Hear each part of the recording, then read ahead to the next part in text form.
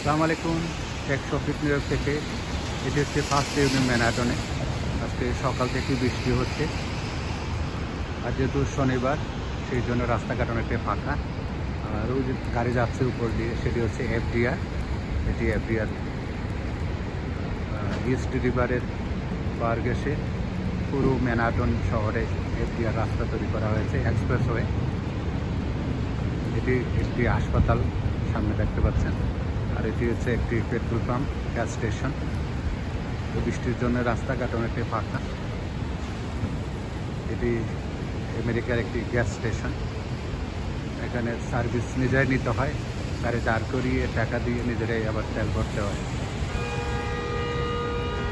ঠান্ডা অবশ্য তেমন খুব বেশি একটা নেই, কিন্তু বৃষ্টি হচ্ছে। বৃষ্টির জন্য মানুষ যাত্রা বিকৃত হচ্ছে, গুড়ি গুড়ি বৃষ্টি।